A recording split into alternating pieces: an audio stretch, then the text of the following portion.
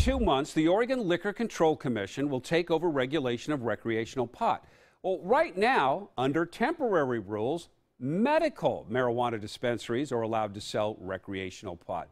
So what happens when the OLCC comes in with new rules? Tim Becker in the newsroom with more on that. This whole thing can be real confusing, Tim. Yeah, it kind of is. Things are overlapping a little bit, Jeff. The OLCC just released its temporary rules governing recreational marijuana.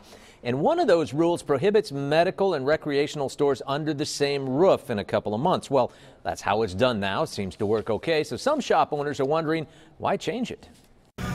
Look, in our eyes, it doesn't make sense. I mean, we don't understand why they wouldn't allow us to sell to both. Craig Frank opened the Kaya Shack dispensary, fully intending to enter the recreational market. He tells me he's going to close the medical half of the business come January 1st when the OLCC's new rules kick in, but wishes he didn't have to. We're here, we have the product.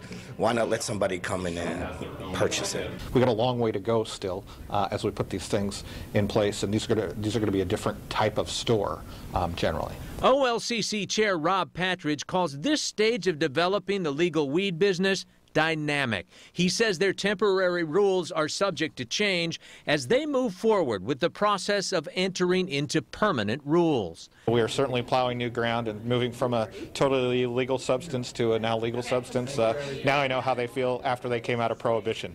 All in all, very positive. Frank agrees with most of the OLCC's rules, but also questions a few. He wonders about limitations on out-of-state investment and tough restrictions on delivery.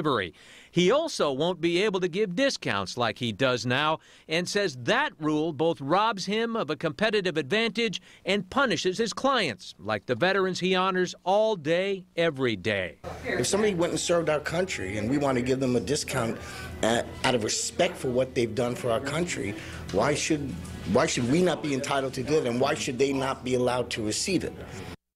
Well, again, the OLCC's temporary rules go into effect January 1st, so they can start taking applications beginning January 4th. But things could still change when they spend the next 180 days crafting the permanent rules. And, of course, lawmakers are going to have input also when they convene for the next legislative session. Jeff? All right.